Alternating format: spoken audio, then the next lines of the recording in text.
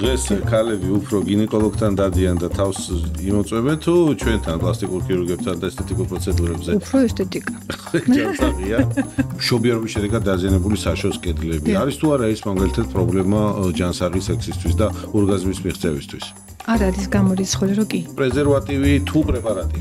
უსაფრთხო კონტრაცეფცია არის სწორად შერჩეული პრეპარატი. ანუ რაღაც უცნაურია, ხო, თითქოს საშოს კედლებს ჭირდება გაახალგაზრდა და ჭირდება.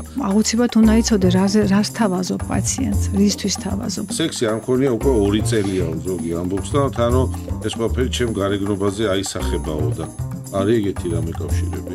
როდესაც ჩვენ სტრესის რეალიზებას ვერ ვახდენთ, ეს ზემოქმედებას უკეთებს ყველაფერს, მთლიან ორგანიზმს. მენოპაუზა და ვიზუალი რა კავშირშია ერთმანეთთან? რაღაცა ასაკთან ერთად ჩვენ ვკარგავთ ელემენტებს, რომელსაც არსი ადვილად უკვე ვეღარ ვიღებთ. რას ნიშნავს ტერმინი ჯანსაღი სექსი? თუ ჩვენ ამ ყველაფერს დავალაგებთ, თქვენ, კოსმეტოლოგები, ყველა კარგად მიიღებს შედეგს.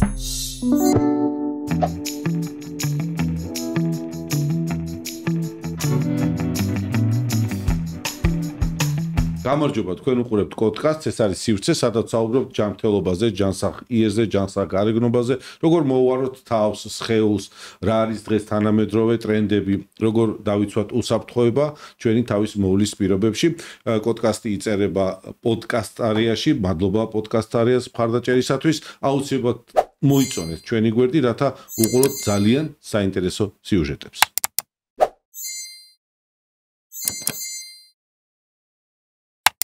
დღეს პოდკასტში ვისაუბრებთ თემაზე, რომელიც ბევრს დაინტერესებს ალბათ. ყოველ შემთხვევაში შევარჩიეთ თემა და მოვიწვიეთ სტუმარი, რომელიც ამ თემასთან ძალიან ახლოს არის და პროფესიონალია თავისი საქმისას თავარია. ეს არის ქალის შინაგანი მდგომარეობა, ხო? მისი ენდოკრინული მდგომარეობა, გინეკოლოგიური სტატუსი, ჯანმრთელობის მდგომარეობა, რამდენად აისახება მის გარეგნულ იერზე, მის ყოველდღიურად კარგ გუნება-განწყობაზე და ზოგადად მის სიჯანსაღეზე.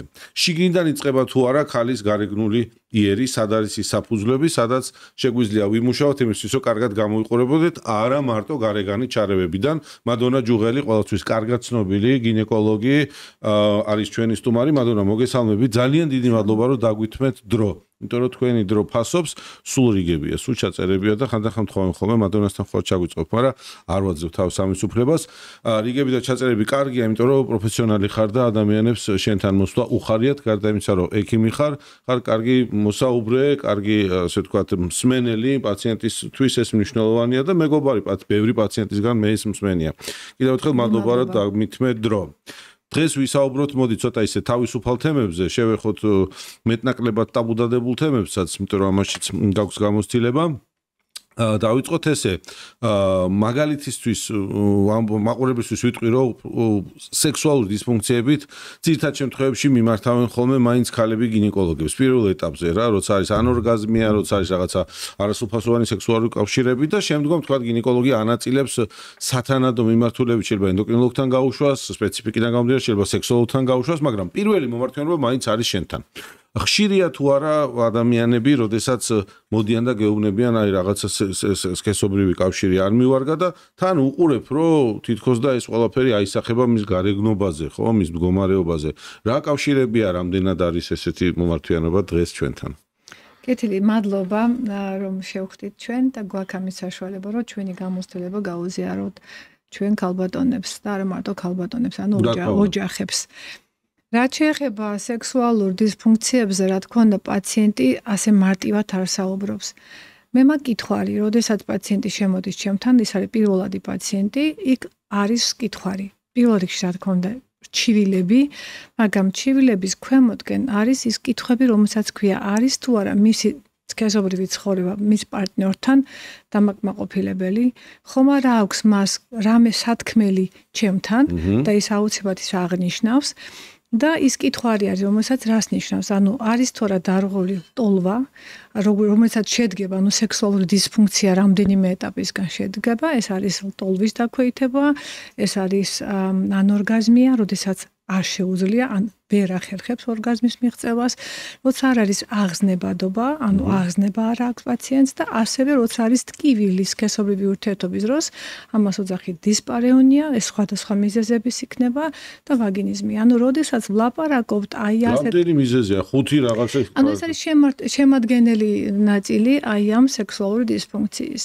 და როდესაც თუნდაც არის დაბალი ტოლვა, რომელსაც HSDD ქვია ეს ინგლისური აბრევიატურა, აქ უკვე სხვადასხვა ეტაპისგან შედის, ანუ მრავალი ფაქტორებია და მე როგორც გინეკოლოგი შემიძლია გაუსვა ხაზი, რომ ეს არ არის მარტო ემოციური და ფსიქოლოგიური პრობლემები, ეს არის ძალიან ხშირად ეს არის ჰორმონული დარღვევები, ეს არის თუნდაც ენდოკრინულ-მეტაბოლური დარღვევები, რა თქმა უნდა, ნევროლოგიური.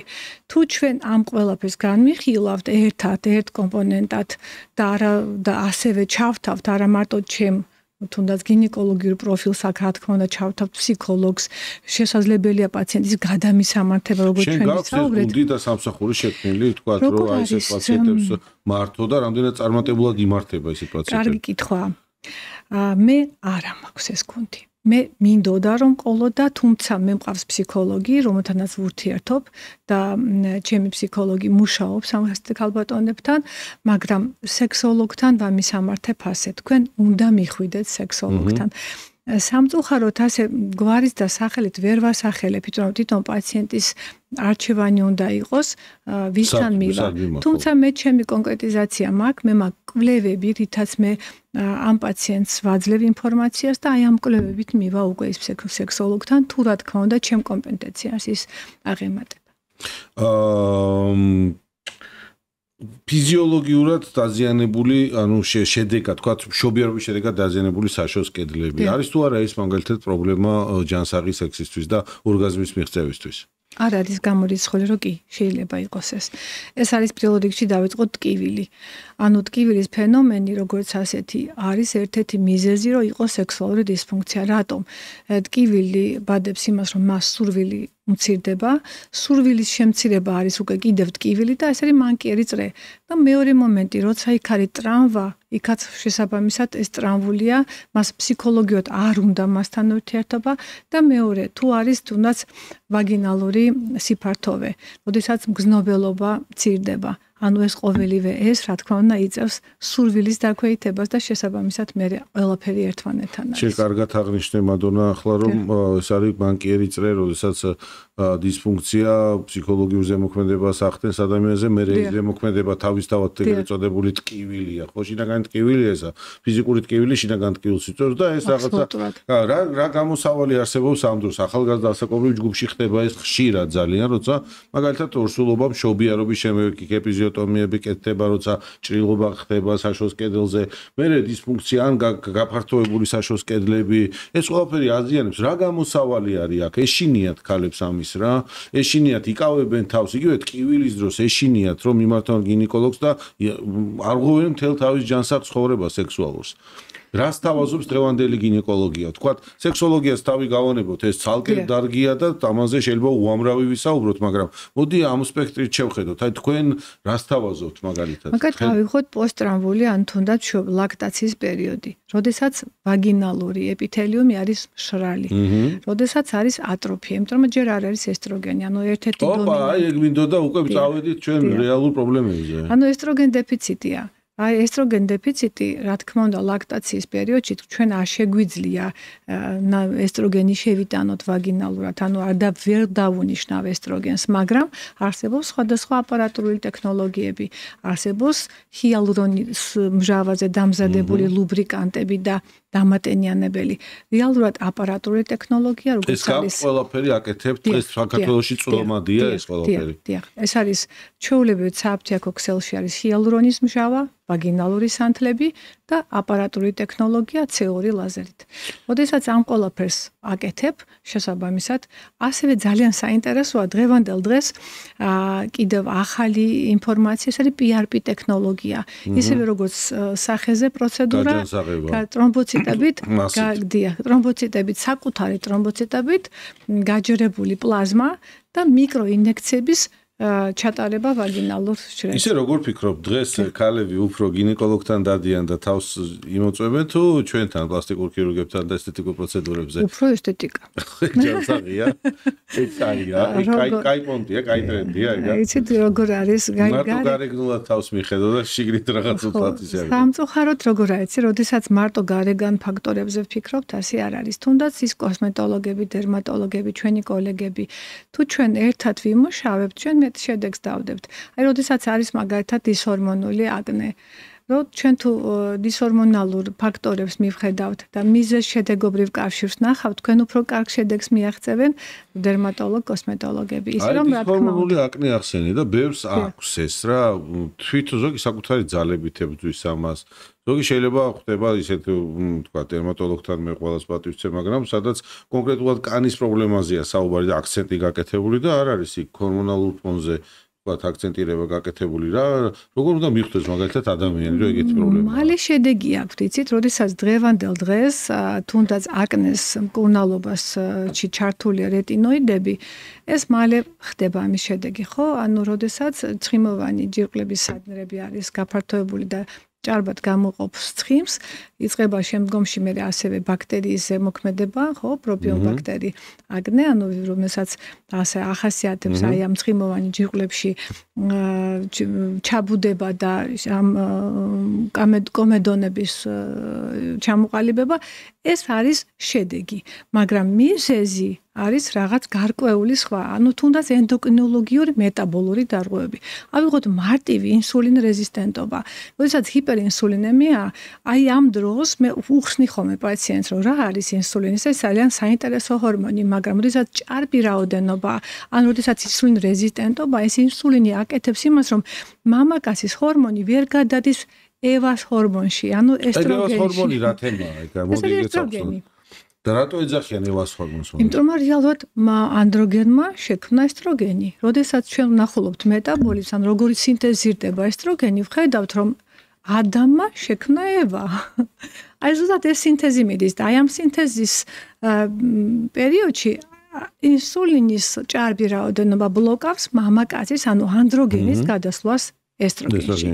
შესაბამისად ჭარბად გამოიყოფა, ანუ ასევე ღვიძლში მცირდება ასეთი ჰორმონი არის, ასეთი ცილა, ქვია სექს ჰორმონს შემაკავშირებელი პროტეინი, რომელიც თავისუფალ ანდროგენს ბოჭავს, მაგრამ როცა ის მცირდება ინსულინის ხარჯზე, სასაბამისად თავისუფალი ანდროგენი მამაკაცის ჰორმონი ჭარბია და გამოხატულობა აკნე, ან პირიქით, ან ასევე ჰიპერანდროგენია, თმიანობა, თუნდაც ანდროგენული ალოპეცია, ანუ თმის ცვენა, ესეც ერთ-ერთი. ანუ თუ ჩვენ ამ ყველაფერს დავალაგებთ, ჩვენ, თქვენ, კოსმეტოლოგები, ყველა კარგად მიიღებს შედეგს და არ იქნება დროებითი შედეგი. ეს არის ზუსტად. თუმცა ცოტა გრძელი გზა სამწუხაროდ, მაგრამ ამ გრძელ გზას კარგი შედეგი აქვს. რა საკიდან უნდა მივიდეს პირველად ქალი გინეკოლოგთან? ეს არის 16 წელი, 20 წელი, 25 წელი, რო არ გაიქცეს რაღაცა თქვა დისბალანსი და აი სახება მე ეს დისბალანსი სამწუხაროდ წონაზე პირველი სადაც ურტყამს, ხო, შეიძლება დეპრესიული ფონი განვითარდეს გარდატეხის ასაკში და ამას სულ არ აქცევენ ყურადღებას, მე არ ქმევენ რა, ახლა ეს პერიოდია, ახლა ეს გადაულისდეს. აი ან გათხოვდება და კარგად იქნება. ეს საერთოდ ეს ხო ეს აბსოლუტურად მიუღებელი თემა არის, მე მგონი მაგედან ნელა ჩვენი ქვეყანა გამოდის, რომ უფრო ჭეშმარიტად უფრო ხედავთ პრობლემატიკას.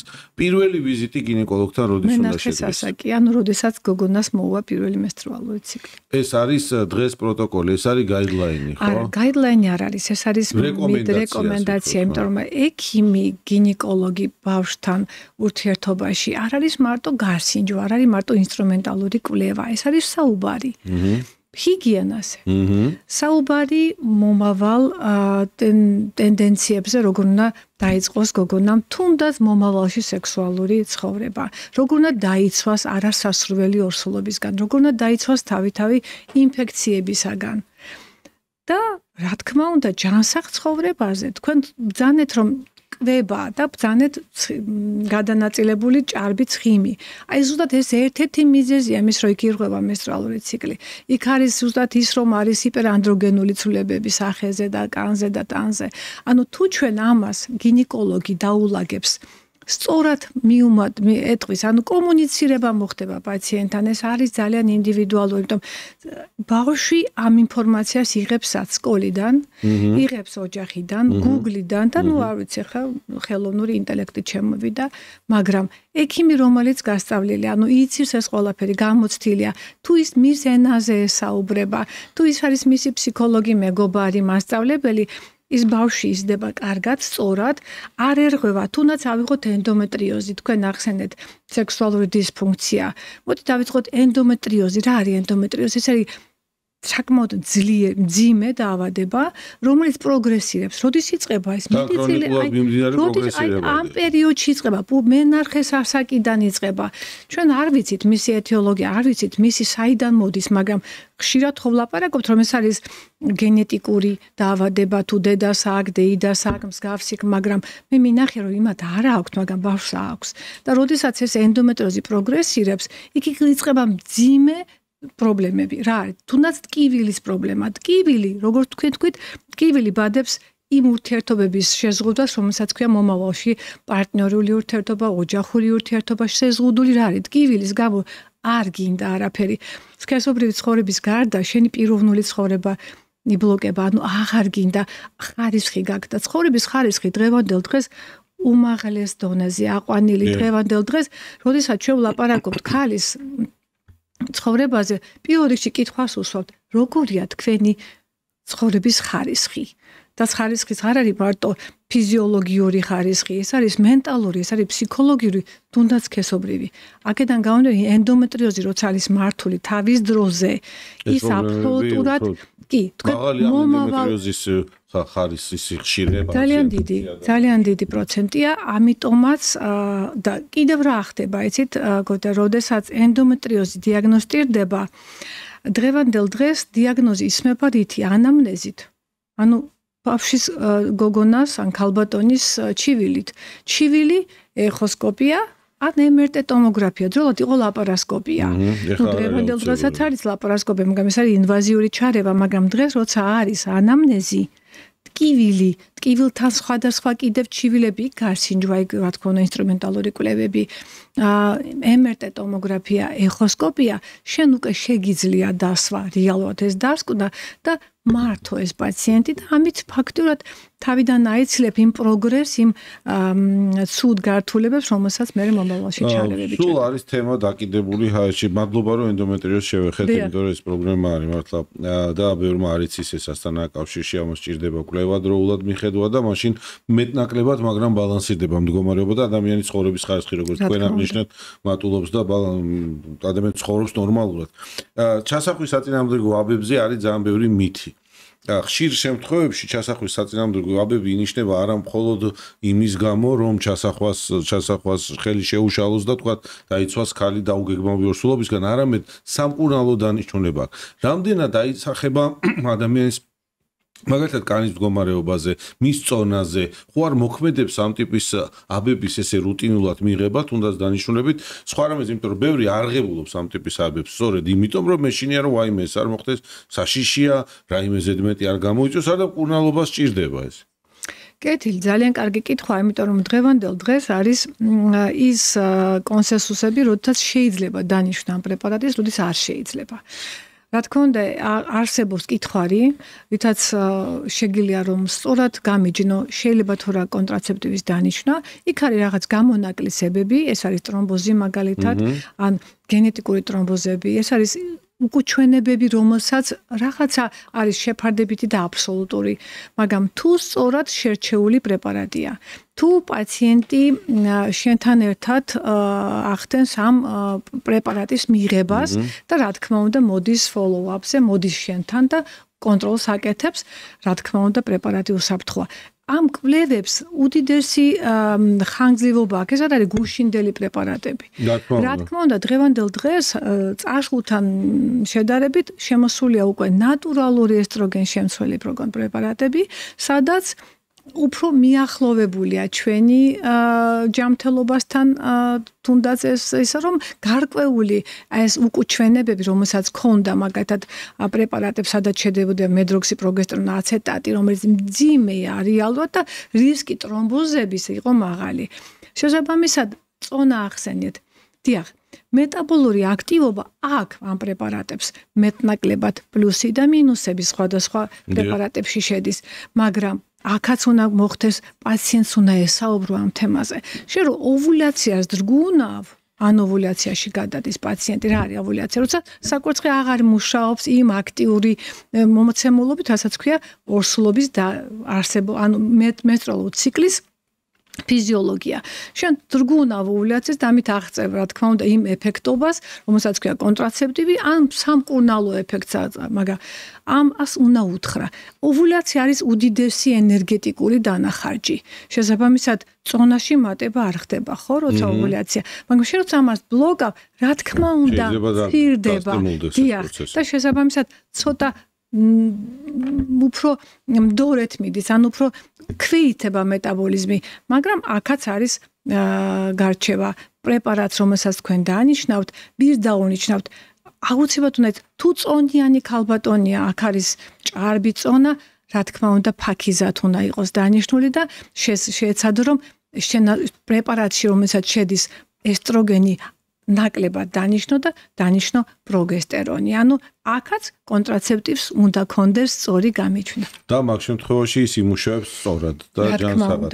რამდენ ხანში უნდა დაიწყოს ადამიანმა მშობიარობის მერე თავის მიხედვა? ჩემს სფეროში მომართავენ თქვათ და ლაქტაცია არის, თქვათ არის ორსულობის შემდგომი ყოველთვის ვეუბნები რომ ლაქტაციისას საინექციო პროცედურების კეთება და მით უმეტეს ოპერაციული ჩარევები ჯობია დაყონდეს და შემდგომ იყოს. ასევე მნიშვნელოვანია ჩემს სფეროში დაბალანსდეს წონა, დაბალანსდეს გარეგნული ფიზიკური მონაცემები დამშვიდეს, დაწყნდეს, საშვილოსნოდ დაპატარავდეს.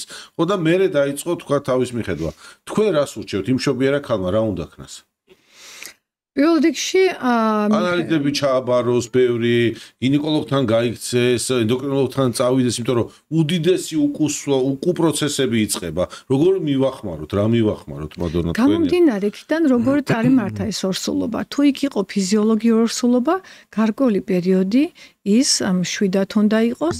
ლაქტაციის პერიოდში, რა თქმა უნდა, ვერ ეტყვი რომ დაიძინე და თავის დროზე ადექი, ეს ყოველივე ძალიან ხელშეწყობა უნდა იყოს ოჯახში, იმიტომ მისი ფსიქოლოგიური მდგომარეობა და ემოციური ძალიან არასტაბილურია და ქალბატონი ამ დროს ძალიან გაღიზიანებულია, ეს არის მისი ახალი ცხოვრება და აქ რა თქმა უნდა ჩართული უნდა იყოს ოჯახის ექიმი, ენდოკრინოლოგიც თუ საჭიროა, რა თქმა უნდა და გინეკოლოგთან ვიზიტი გამომდინარე რა პროცედურა იყო, თუ ფიზიოლოგიური მშობიარობა იყო, გარკვეული პერიოდის შემდეგ მოდის პაციენტი ექიმთან და იკეთებს კვლევას. ეს გარკვეული პერიოდი შეიძლება იყოს 8 კვირის შემდეგ, 12 კვირის შემდეგ. თუმცა ესეც არ უნდა იყოს მისთვის ტრამვული, ანუ მისი ემოციური მდგომარეობა უნდა იყოს ძალიან სწორად შეფასებული. მოდი უთხარი ქალებს მადონა თქვენი გამოცდილებიდან გამომდინარე ის მნიშვნელოვანი მომენტი რომ ლაქტაცია და ძუძუს ფორმა ესე პირდაპირ კავშირში არ არის და ბევრი ცდილობს რომ აი მომენტალურად მიიღოს მედიკამენტი ან მიმართოს სხვა მეთოდებს რომ შეაჩეროს ლაქტაცია. რამდენად მნიშვნელოვანია ლაქტაცია ქალის ორგანიზმისათვის? რამდენად მნიშვნელოვანია ლაქტაცია მისთვის რომ არ განვითარდეს შემდგომში ძუძუს თქვათ რაიმე პრობლემები და ეს პროცესი რამდენად დადებითად აისახება და რომ ეს არის მნიშვნელოვანი.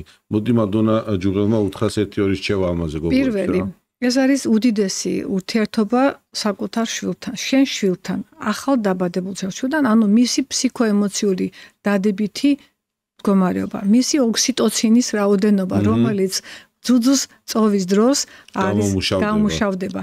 ეს ხელს უწყობს საშვილოსნოს შეკუმშვას და მის რეაბილიტაციას, ანუ საშვილოსნო არის გადიდებული ამ პერიოდში და საშვილოსნო უნდა შეიკუმშოს და დაუბრუნდეს პირველოდან მდგომარეობას.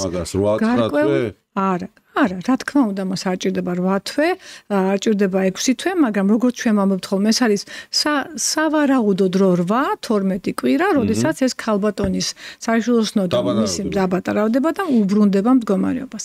პირველ რიგში ეს ერთი, ანუ ოქსიტოცინი, ლაქტაცია, საშვილოსნოს მდგომარეობა, ფსიქოემოციური სტატუსი, რაც შეეხება ძუძუც, ასევე მისი სადინრები არის გაფართოებული, ის ემზადება ლაქტაციისთვის და ამისი შეფერხება თუ რა თქმა უნდა მე სამედიცინო ჩვენება არ არის მისი უკუსვლისა არ უნდა მიცეთ საშუალება, იმიტომ რომ ეს არის ფიზიოლოგიური მდგომარეობა და ლაქტაციისთვის მომზადებული სარძევე ჯირყვალის მისი ჯირყლოვანი ქსოვილი მისი თუნდაც სადინრები უნდა იყოს მიღებული, უნდა იყოს გახორციელებული ეს ლაქტაცია, რომ ეს სარძევე ჯირყვალი მერე უკვე შემდგომში ლაქტაციის შეწყვეტის შემდეგ ფიზიოლოგიურად დაუბრუნდეს მის პირველონდელ მდგომარეობას. ანუ არ შეწყვიტოთ ლაქტაცია თუ სამედიცინო ჩვენება არ აქვს. იმიტომ რომ ეს არის ყველაზე ერთ-ერთი საკრალურად მნიშვნელოვანი მომენტი, როგორც ნაყოფისათვის,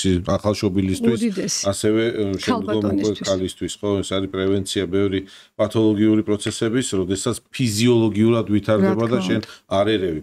რას ურჩევს მადონა იმათ, ვისაც კონტრაცეფცია სჭირდება ჩვეულ ყოველდღიურ ცხოვრებაში? დღეს ყველაზე მოდური კონტრაცეპტივი რა არის? და ყველაზე უსაფრთხო კონტრაცეფცია რომელია? უსაფრთხო კონტრაცეფცია არის სწორად შერჩეული პრეპარატი. აი, სწორად შერჩეული პრეპარატი. პრეზერვატივი თუ პრეპარატი? რომელი არის პრიორიტეტი? იცით როგორ არის დაცვის საშუალება? შეხედეთ თუ ჩვენ ვაპარაკობთ დაცვაზე, ანუ ეფექტურ დაცვაზე, ეს არის ჰორმონალური კონტრაცეპტივი. თუ ვლაპარაკობთ ნაკლებად ეფექტურ, რა თქმა უნდა არის მექანიკური, ანუ პრეზერვატივი.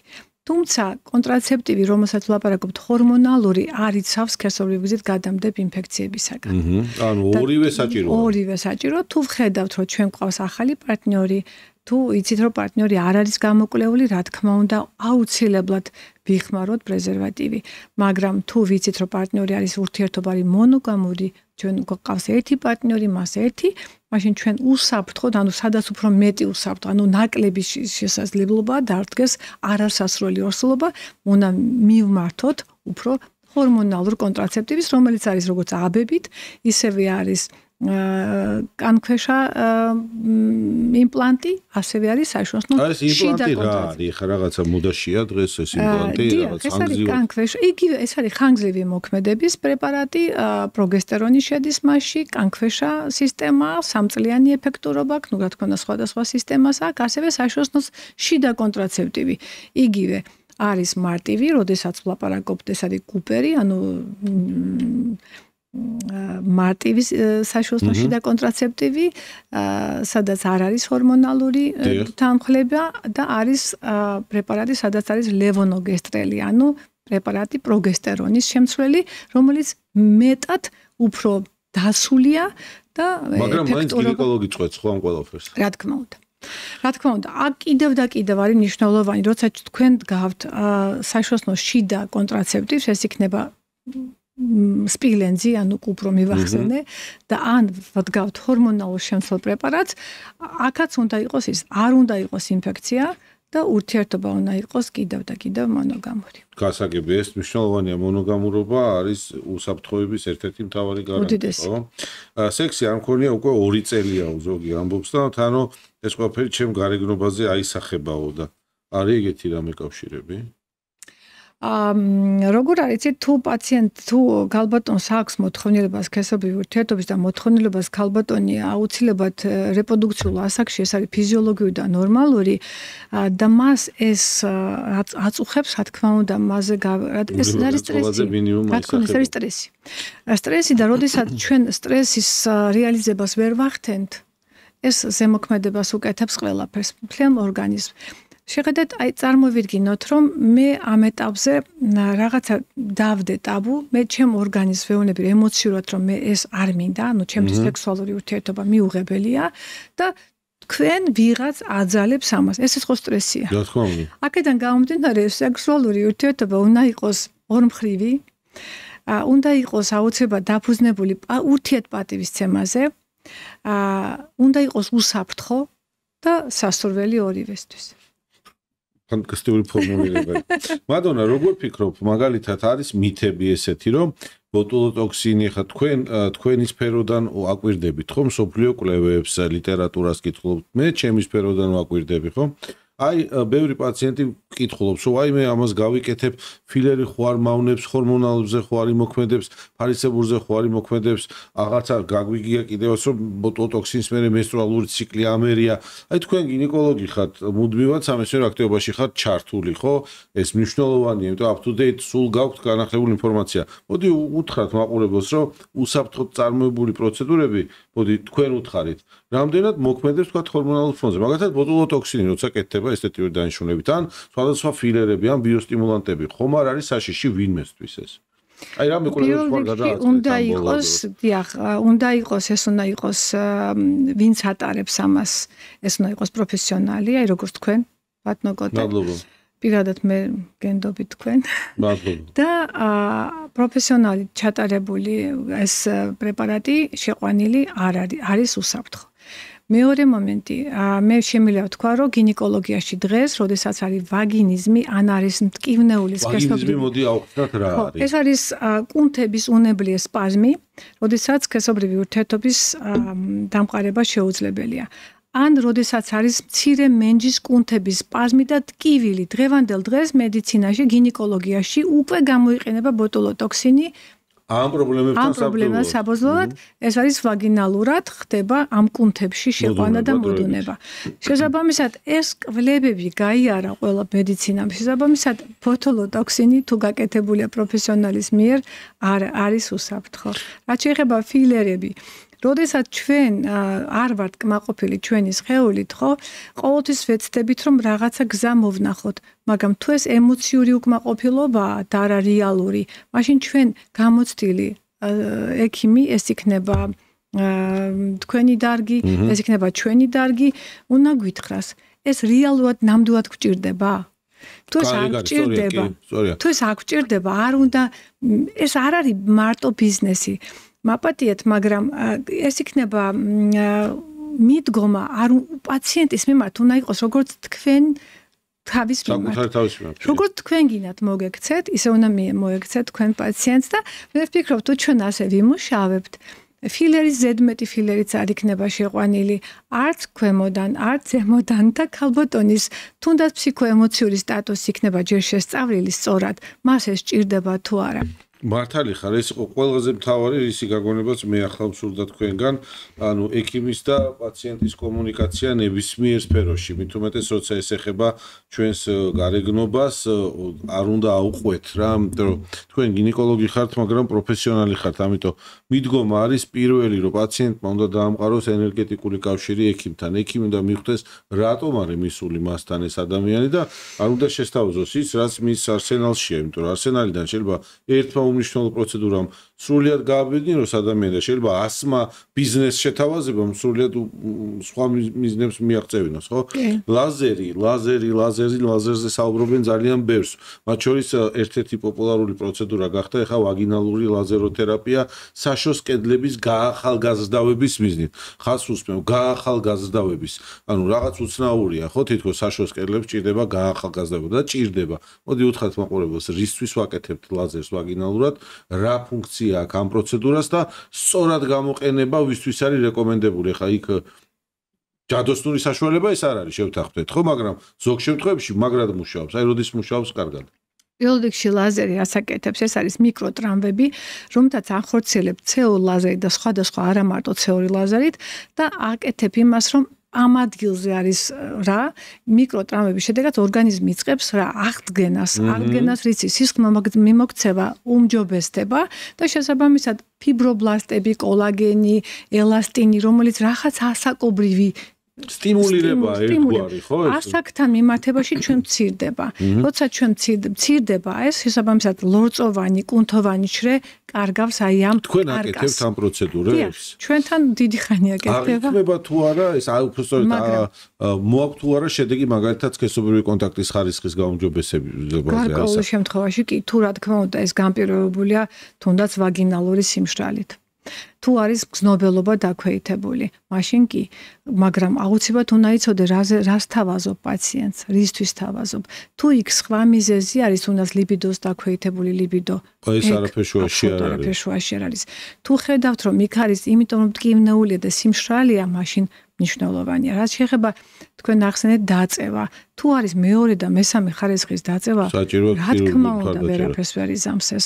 ეს იზამს ლორწოვანზე, ცირად კუნთოვან შრეზე, ამას რა თქმა უნდა ასწავლე ვარჯიშებს კიდევ, რომელსაც დღეს ძალიან გასწავლულია უკვე პაციენტი და იციან და YouTube-დან და ასე შემდეგ, აქაც სწორად უნდა ივარჯიშოს პაციენტმა, რომ სპაზმში არ გადაიყვანოს ვაგინა, ანუ მცირე მეჯის კუნთი და ის რომ ლაზერი კარგია, ოღონ აქაც უნდა იცოდე, როდის თავაზებ ამ პაციენტს, არ უნდა იყოს ესეც ასეთი რეალურად იმ დღეს ფიქრობდი, რომ მithქვია პაციენტისთვის, რომ ემაგათ როცა არის მცირედი სტრესული შეუკავებლობა ატროფიული ცვლილებების ფონზე, გარკვეული თემაა ეს. აი, მოდი გავშალოთ ეგ თემა რა, სტრესული შეუკავებლობა, ბევრს აწუხებს ეგ ზოგადად. ეს არის დახველება დაციმინებაზე შეუკავებლობა, შარდვა, მაგრამ აქ თუ არის ახალგაზრდა გოგო ახველებს და იფსამს რა, პირდაპირ ეს ეხება რა და ეს აწუხებს მაგრად აწუხებს და ბევრი ამას მალავს. მე ჩემ პრაქტიკის განმავლობაში მსმენია თქვენთან კოლეგებთან ურთიერთობისას ესეთი ბევრი შემთხვევა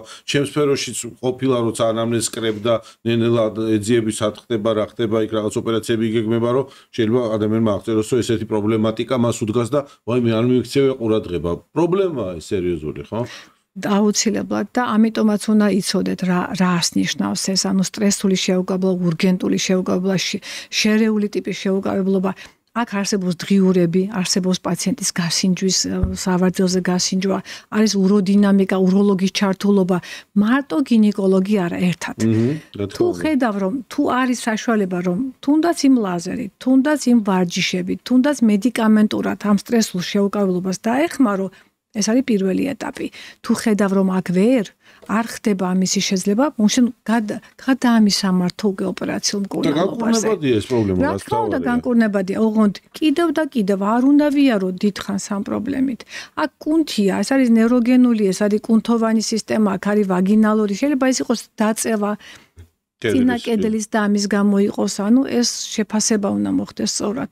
დღიური გინეკოლოგიური გასინჯვა, საჭიროა უროლოგის ჩართულობა და ერთად.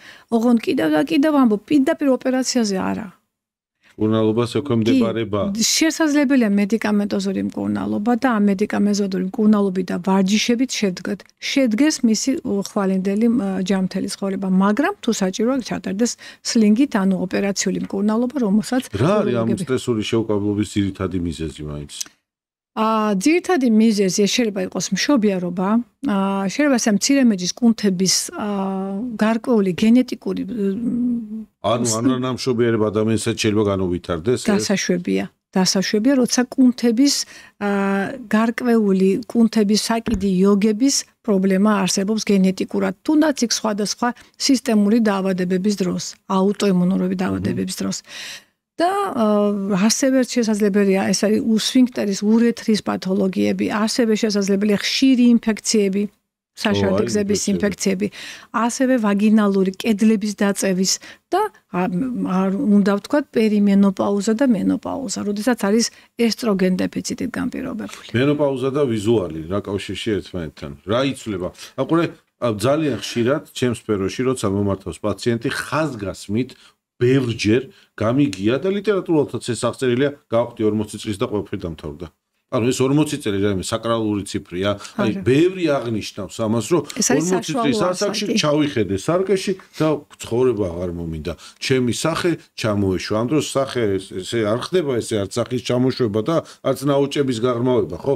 აი ეს რა პერიოდია ის, როცა ხალი ესე დიდ დარტყმას ღებულობს თავისი ვიზუალიდან გამომდინარე. რასთან არის კავშირში ჩვენ რო შევხედოთ გინეკოლოგიურ სტატუსს? პირველ რიგში რა თქმა უნდა ჰორმონალური ბალანსია, როდესაც ესტროგენის დონე და ტესტოსტერონის დონე მცირდება, ეს არის ჰორმონები. თუმცა, კოტე, ერთი არის მთავარი, როგორ გადავედით პერიმენოპაუზაში, როგორ გადავალთ მენოპაუზაში. აი, მოდი, ახლა მაგ თემას შევხვდით. პაციენტები, რომელსაც ჩვენ ვაკეთებთ, აი ესეთი გზა გვაქვს.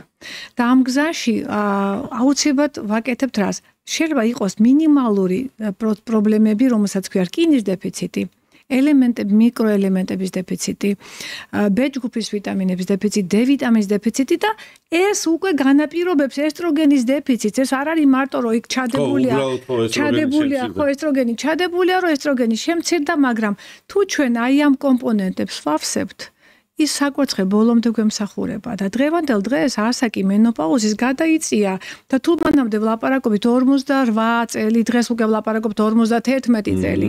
51 წელი არ ნიშნავს, რომ აუცილებლად 51 წელს მექნება მენოპაუზა, მაგრამ რეალურად მე შემიძლია გადავწიო ჩემი მენოპაუზალური პერიოდი მიუხედავად იმისა, რომ საკვერცხეში მე ცოტა ფოლიკულები დამჩანო ჩვენი შესაძლებლობა რეპროდუქციული აქტივობისა, მაგრამ რითი, იმიტომ რომ რაღაცა ასაკთან ერთად ჩვენ კარგავთ ელემენტებს, რომელსაც ასე ადვილად უკვე ვეღარ ვიღებთ, ვეღარ შეიწოვება კუჭნასლავისთან. მაგედან გამომდინარე ჩვენ მივაწოდოთ მას, თუნდაც ხშირი მენსტრუაცია, თუნდაც მენსტრუალური ჭარბი მენსტრუაცია, ჩვენ რკინას ვკარგავთ და რკინის დეფიციტი რას იწვევს? იგივე სახისფერი. თუნდაც ფსიქოლოგიური პრობლემები, მე მინახია პაციენტები, სადაც ფსიქოლოგიური პრობლემებია, იმიტომ რომ შფოთვა აქვს, იმიტომ რომ ესტროგენ დეფიციტია.